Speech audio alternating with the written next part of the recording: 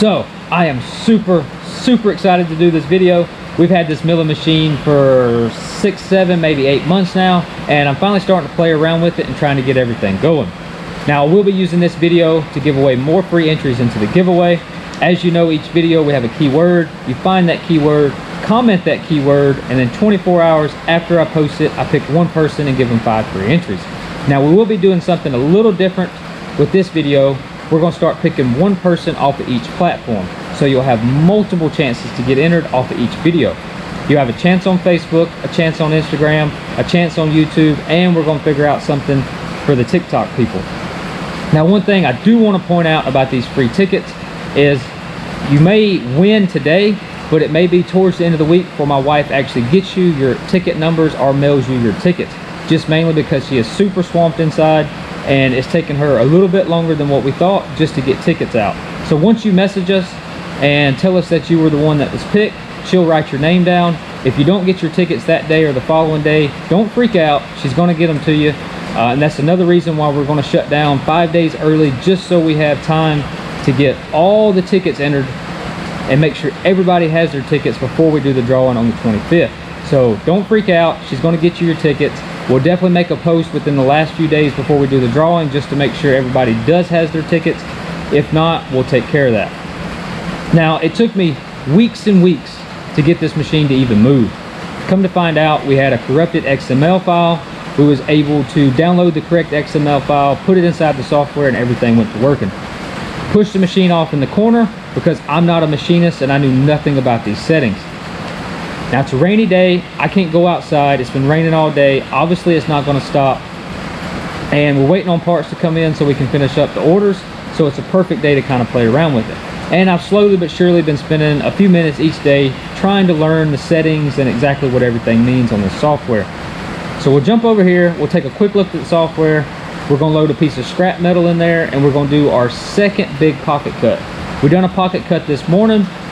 And the reason we're using the pocket cut is because I can measure how wide it's going and how deep it's going. And if it's not going correctly, I can adjust everything inside the software so we get the correct cuts out of it. So let's take a quick look at the software, and we'll go check out the machine. We'll load the metal up, and we'll do our second cut and see how it turns out. So the software that this machine uses is Mach 3. It's the same software that the plasma table uses, but this is the milling version of that software. So there's a ton of settings inside this thing that I know nothing about.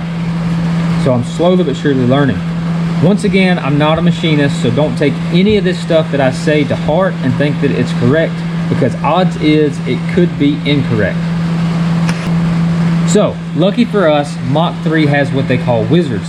And it's basically a bunch of people that were really smart, did a bunch of programming, and they donated these things that you can go into and do testing for your machine if you want to play around with it, and you don't have the software to actually generate a G-code.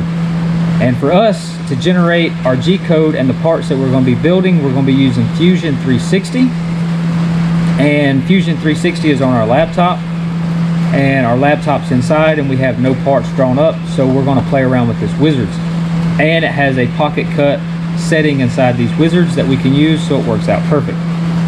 Now, for a quick rundown on Mach 3, this is where the machine thinks it's at, where it's sitting at the moment. X, Y, Z, and this has a 4th axis capability, which is basically I could turn this into a CNC lathe almost if I wanted to go that far, but we're not going that far.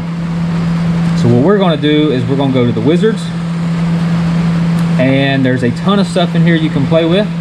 We're going to pick the circle pocket, and this is what we got. A quick overview of this from my knowledge of what I know, and once again, what I could be telling you could be incorrect, so I hope what I'm telling you is correct, but I'll give you the knowledge that I do got. Obviously, spindle RPMs, we got that set at 4,000. We've got our direction CW M3. We've got the tooling diameter set to 3/8. I've just eyeballed this tool, and it looks close to 3/8. I have not mic'd it to make sure it was 3/8. It possibly could be a little bigger, a little smaller. The depth is how far down we want to make our pocket. We're going to do 0.20 Feed plunge is how fast it's going to move down once it comes off its 0 setting. And that's at inches per minute, so 30 inches per minute is what it's going to move. Rapid height is how high it moves up before it gets ready to go down and make its cut. And we just got that at 0.30 just because this is a flat part and we don't need it that high. Feed rate is how fast in inches per minute the tool will move once it starts cutting, and that's at 30 inches per minute. Step over, from my knowledge, is how far it moves over each time it makes its next pass. So in this circle, each time it moves over to this next line, it steps over 20% until it gets all the way out to 1 inch diameter. And that's the pocket diameter, which is 1 inch. Honest to God, this ramp descent or ramp dis, I have no idea what it is. So I just set it a little less than a 1/16 of an inch, and I hope and pray that's good. So we're gonna do a center start circle where it starts in the center and works its way out. So we put our X and Y axis settings at 0. Step depth is how far it goes down each time it gets done making a pass. So if it makes its first pass, it's going to come back to the center, it's going to step down 0.02, and it's going to make a whole nother loop around. Once again, I hope what I'm telling you is correct, but that's, to my knowledge, that's how all those settings work.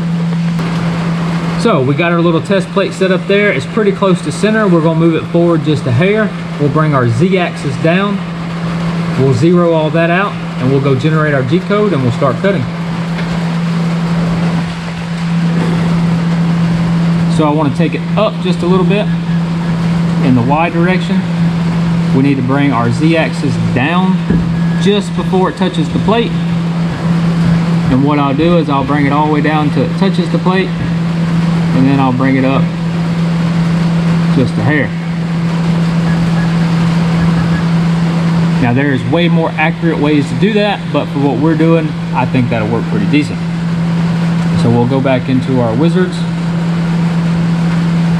and we'll generate this G code because I believe that's pretty close for what we want. And we'll post our code. And that's what we got. So let's start cutting. I'm gonna throw my earplugs in because I know this is gonna be loud, and we'll start our cutting.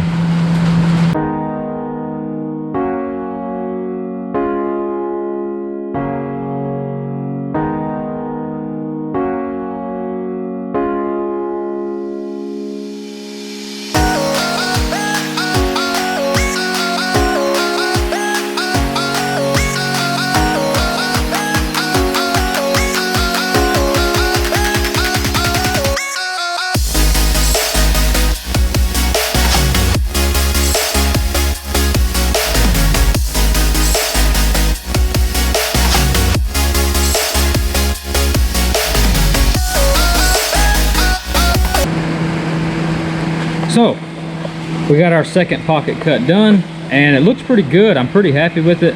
I know there's all kind of stuff you can do as far as like doing finishing runs and stuff that cleans everything up and makes it look super smooth.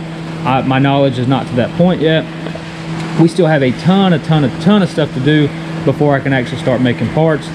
The main thing we got this for was ball joint pads, but we're still ways away from that. Maybe once we knock all the orders out, I can spend a week or so getting everything set up.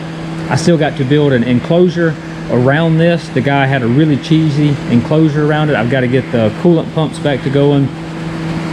Just tons and tons of stuff. I got a place that we're going to put this. I need to get everything cleaned out and actually get it in a spot so we can set the computer table up and everything and put all our tooling beside it. So we're still ways away from actually using this, but I'm pretty happy with the cuts. We had a couple problems with this second cut, and mainly because I thought I had offset the two holes far enough from each other. Apparently I had it pretty close to each other. And you won't be able to hear it, you won't be able to tell, but it just about cut all the way through the first hole that we made. So I'm not really expecting this to be super accurate. What I am hoping is the hole width is really close to being accurate. So let's check that out real fast. And once again, this is a Harbor Freight mic, so we're going to take these measurements with a grain of salt. because I'm not really expecting this mic to be 100% accurate.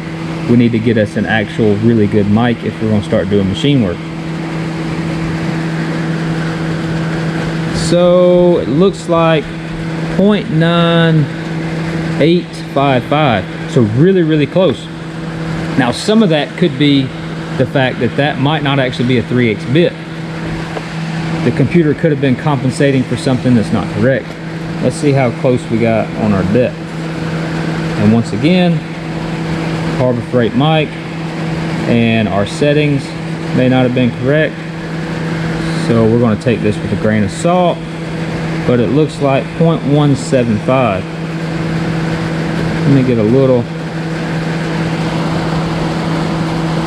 better measurement there. And we look like we're at 0.1885. So pretty close both ways. Now, if you've watched this video this far, go comment the words CNC. I'll pick that one person off of each platform. We'll give them 5 free entries, and hopefully tomorrow we can pick something else to do another video on, and we can keep giving away free entries.